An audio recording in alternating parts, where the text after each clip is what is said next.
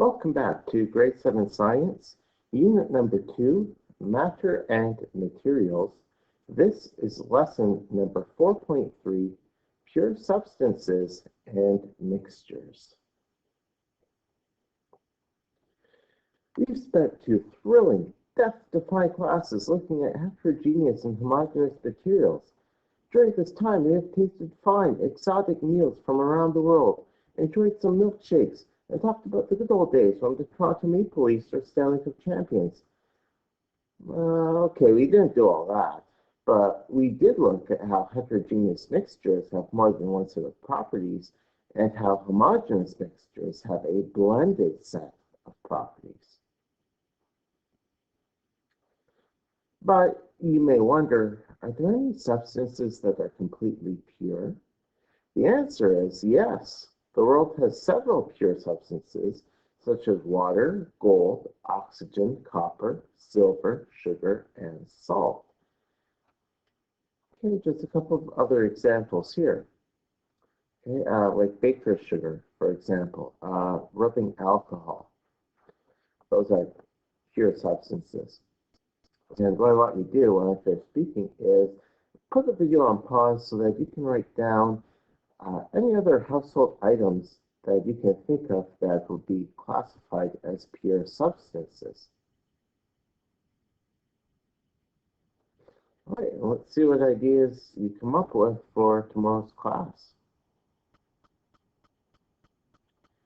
There are two things to look for in a pure substance.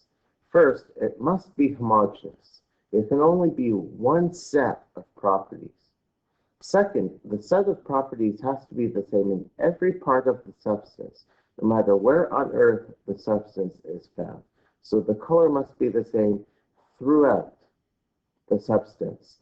The smell, the taste, how it reacts to changes in temperature must be the same throughout the entire substance. Scientists often use theories to explain trends and patterns which they have observed. A theory is an explanation which has not been 100% proven, but it has been tested and it does an accurate job of explaining how something works. Now, scientists are able to explain the appearance of mixtures and pure substances by using the particle theory of matter. There are 2 points to the particle theory which we need to know. The first point is all matter is made up of extremely small particles. The second point, each pure substance has its own kind of particle, different from the particles of other pure substances. And I should say that this applies to abiotic or non-living things. Next year in grade 8 science, we'll be talking about the cell theory, and we can actually see that our body is made of cells.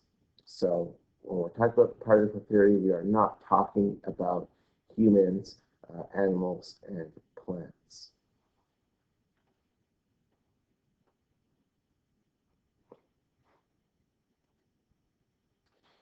Here are 2 examples. First, take a mixture of salt and pepper. The salt and the pepper each have their own unique particles, which do not disappear or join together when you mix salt and pepper together. But gold is a pure substance because it has only one type of particle. So that's why when you melt down 2 or more pieces of gold, you can blend them together and then make one solid gold bar that looks the same throughout.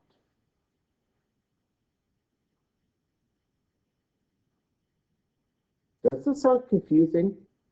If so, that is okay, as over the next 2 years, you'll have plenty of chances to practice using the particle theory to explain what you already know about different types of matter.